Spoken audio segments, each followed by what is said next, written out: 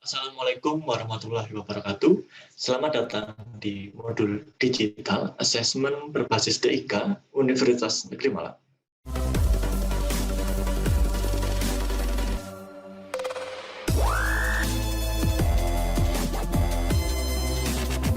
Pada materi yang pertama ini kita akan mengembangkan assessment berbasis soal isomorfik dengan menggunakan Microsoft PowerPoint. Sebelum memulai tahap pengembangan, ada baiknya kita mengetahui terlebih dahulu tentang apa itu soal isomorfik.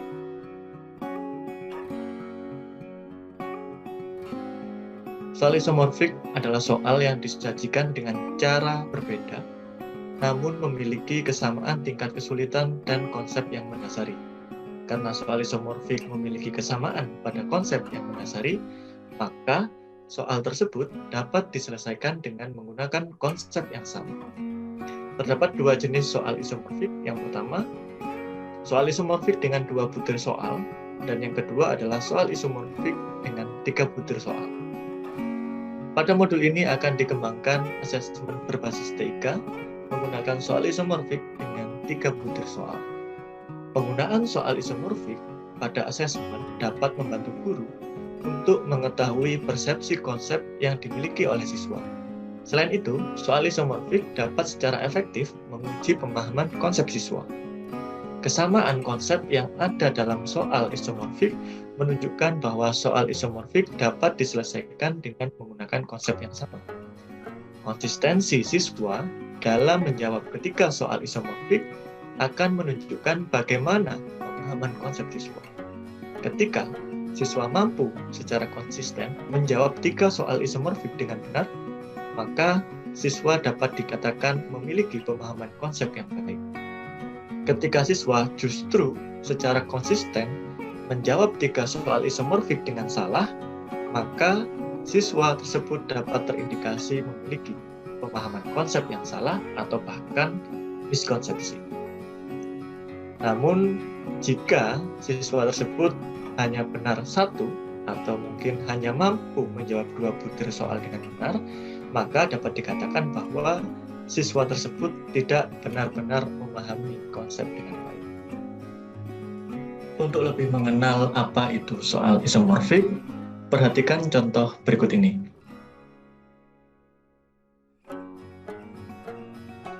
Contoh berikut ini merupakan contoh soal isomorfik pada mata pelajaran fisika yang dikembangkan pada topik hukum Archimedes, lebih tepatnya gaya angkat pada benda di dalam fluida.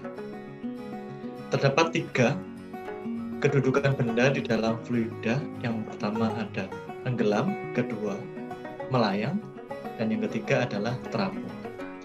Perlu diingat kembali tentang soal isomorfik. Soal isomorfik efektif digunakan untuk mengidentifikasi pemahaman konsep siswa. Di sisi lain, pada topik ini cukup banyak siswa yang memiliki pemahaman konsep yang lemah atau bahkan miskonsepsi. Jadi sebaiknya ketika kita akan mengembangkan soal isomorfik, kita lakukan riset terlebih dahulu. Anda dapat menggunakan Google Scholar untuk mencari artikel dengan menggunakan kata kunci, yaitu pemahaman konsep atau miskonsepsi. Dari artikel-artikel yang ada, Anda dapat mengetahui bagaimana pemahaman konsep siswa dan bagaimana miskonsepsi yang terjadi pada diri siswa.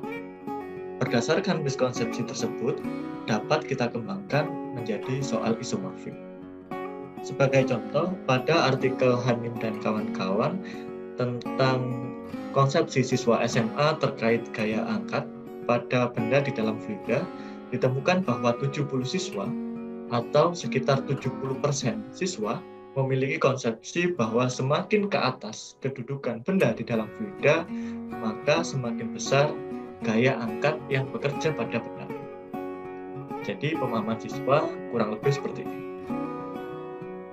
Dan ini adalah pemahaman konsep yang salah, khususnya ketika kita perhatikan pada benda yang terapung. Pada benda yang terapung, kita dapat amati benda tersebut berada dalam keadaan diam. Dan benda yang diam itu berlaku hukum 1 Newton. Berdasarkan hukum Newton, benda yang diam ini memiliki resultan gaya yang bernilai 0. Ketika kita uraikan gaya pada benda yang terapung, ada gaya angkat yang arahnya ke atas dan ada gaya berat yang arahnya ke bawah. Karena resultan gaya yang bekerja pada benda terapung adalah 0 berdasarkan hukum Newton, maka besarnya gaya angkat ini akan sama dengan besarnya gaya berat. Sedangkan siswa di sisi lain memiliki pemahaman bahwa benda yang terapung itu memiliki gaya angkat yang lebih besar daripada gaya berat. Berdasarkan konsepsi yang salah itu, saya akan kembangkan menjadi 3 soal isomorfik sebagai berikut. Ketiga soal ini merupakan soal dengan tipe benar atau salah, jadi siswa akan menjawab apakah pernyataan pada soal nomor 1, nomor 2, dan nomor 3 ini merupakan pernyataan yang benar atau pernyataan yang salah. Kita akan bahas satu persatu ketiga contoh soal tadi. Yang pertama, pada soal nomor 1 dapat kita lihat, soal nomor 1 ini menanyakan pada keadaan terapung. Sudah tampak jelas kalimatnya, pada keadaan terapung, gaya Archimedes yang bekerja pada benda lebih kecil daripada gaya berat benda tersebut. Siswa diminta untuk menjawab apakah benar atau salah pernyataan tadi. Tentunya soal nomor 1 ini sudah sesuai, yaitu membahas tentang keadaan terapung. Berikutnya pada soal nomor 2, terdapat pernyataan benda tersebut menerima gaya Archimedes dari fluida 1 lebih besar daripada gaya Archimedes dari fluida 2. Memang pernyataan ini tidak menyebutkan secara langsung tentang keadaan terapung. Namun jika kita lihat pada kalimat sebelumnya, benda tersebut pada saat di fluida 1 berada dalam keadaan terapung. Jadi soal nomor 2 ini juga masih membahas tentang keadaan terapung. Berikutnya pada soal nomor 3, terdapat pernyataan jika massa ketiga benda sama, maka gaya angkat yang dialami oleh benda 1 sama dengan benda 2 dan lebih besar daripada gaya angkat yang dialami pada benda 3. Memang tidak ada kata-kata pada keadaan terapung. Namun jika kita lihat keadaan yang dialami oleh benda 1 berdasarkan gambar yang ada menunjukkan bahwa benda 1 ini berada dalam keadaan terapung. Jadi ketiga soal ini membahas tentang keadaan terapung, atau lebih tepatnya bagaimana gaya Archimedes ataupun gaya angkat yang terjadi pada benda dalam keadaan terapung.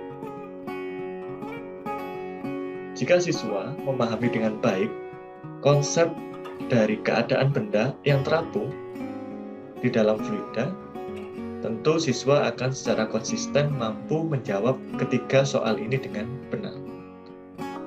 Namun ketika siswa memiliki miskonsepsi terhadap keadaan benda yang terapung, maka siswa akan secara konsisten menjawab ketiga soal ini dengan jawaban yang salah. Selanjutnya, ketiga soal ini akan kita kembangkan menjadi asesmen berbasis soal isomorfik dengan menggunakan Microsoft PowerPoint dengan tipe soal benar salah. Bagaimana caranya? Kita akan bahas di video berikutnya. Saya rasa cukup untuk video kali ini. Semoga bermanfaat. Saya akhiri. Wassalamualaikum warahmatullahi wabarakatuh.